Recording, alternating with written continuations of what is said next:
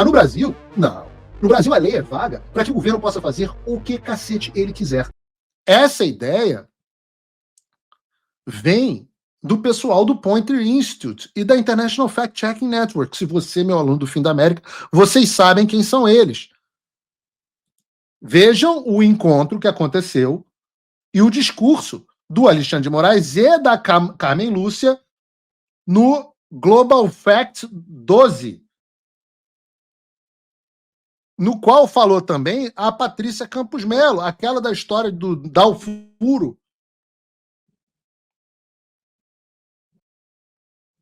jornalistas. Jorge Messias, advogado-geral da União. Então, podem ter certeza que isso que está sendo implementado no Brasil é um modelo que será global. Por isso que eu falo, se fica lutando a guerra no fronte doméstico, a guerra é global. É a base para algo idêntico que vai acontecer na Europa, que vai acontecer no Canadá. E pronto, você dominou esses mercados, acabou a liberdade de expressão no Ocidente. Os Estados Unidos não vão conseguir subsistir sozinhos. E o melhor, como você não consegue criar uma política, termos de uso, né, terms of service, geofence, né, com uma cerca geográfica que só funciona no Brasil, várias dessas medidas vão ter que ser implementadas globalmente pelas empresas de rede social. E elas vão incluir isso nos termos de serviços. Como nos Estados Unidos a empresa tem o termo de serviço que ela quiser, pronto, se implementou a censura nos Estados Unidos.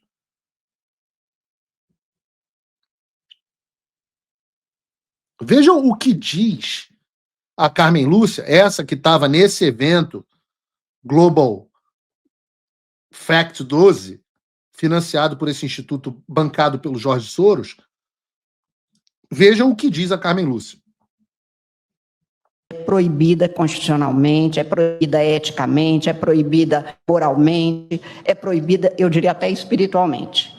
Mas não pode também permitir que nós estejamos numa ágora em que haja 213 milhões de pequenos tiranos soberanos. Soberano é o Brasil, soberano é o direito brasileiro. Então é preciso cumprir as regras para que a gente consiga uma convivência, se não em paz, pelo menos com um pingo de cedo. Essa é a mesma mulher, o Roberto Jefferson, coitado, até foi preso por conta disso. Porque essa é a mesma mulher que disse que a censura era errado, que não podia ter censura 2022. Mas ela ia aceitar só um pouquinho, só um pouquinho de censura que ia ocorrer durante as eleições, só durante as eleições de 2022. 2022, para quem não é bom de conta, tem 3 anos já. E a censura continua. Só aumentou. Chegou numa escala inimaginável. E você sabe que o negócio tá ruim, né? Quando você começa a ter editorial da Folha de São Paulo criticando a decisão do STF. E não é para menos, a censura está batendo na porta deles também.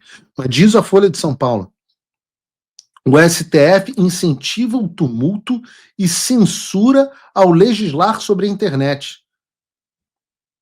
Vou ler um trecho para vocês do editorial. Antes eu peço a vocês que percam um segundo no like e na inscrição do canal. A gente já passou dos 30 mil nos assistindo aqui no Paulo Figueiredo Show. Diz o Supremo Tribunal Federal, vamos lá, diz o editorial da Folha de São Paulo. A maioria dos ministros do Supremo Tribunal Federal já havia decidido há 2 semanas cometer o erro de derrubar um dispositivo legal sobre conteúdos na internet aprovado pelo Congresso há mais de 10 anos, cujo texto explicita o, abre aspas, intuito de assegurar a liberdade de expressão e impedir a censura. Faltava avançar com o segundo erro, arbitrar de modo casuístico um novo regramento sobre o tema, atropelando a competência dos legisladores eleitos. Isso foi feito na quinta-feira 26. Por 8 votos a 3, o STF declarou parcialmente inconstitucional o artigo 19 do Marco Civil de 2014, segundo o qual as redes sociais só poderiam ser responsabilizadas por postagens de usuários se descumprissem ordem judicial de remoção. Depois de confabulações durante um almoço prolongado, que a gente viu aqui, antes da sessão, os magistrados resolveram impor, entre outras normas laterais, uma lista de conteúdos a serem removidos de imediato, antes de determinação da Justiça pelas plataformas. Neste rol estão publicações que configurem, por exemplo, terrorismo, pornografia infantil, discriminação racial, tráfico de pessoas, indução ao suicídio, violência contra mulheres e condutas que atentem contra o Estado contra a democracia e o Estado de Direito. Não é segredo para ninguém que foi este último item da lista que, de fato, moveu a decisão da Corte, com as exceções do ministro André Mendonça, Edson Fachin e Cássio Nunes Marques. E aí que residem os maiores riscos da corrente cruzada pela regulação das redes sociais. Se pornografia infantil pode ser facilmente identificada, para ficar num único caso, o mesmo não se dá com o que pode ou não caracterizar um ataque à democracia. Interpretações elásticas de magistrados nessa seara terão o potencial de incentivar a censura e meras críticas, contestações e embates políticos. Ainda que não tenham prevalecido entendimentos mais radicais, ainda havia mais radicais, como o do Dino, sobre a responsabilização das plataformas, tampouco resta claro como serão aplicados os ditames do Supremo. A tese de repercussão geral aprovada estabelece que não haverá punição para episódios isolados, mas sim quando se detectar falha sistêmica, definida como deixar de adotar adequadas medidas de prevenção ou remoção dos conteúdos ilícitos.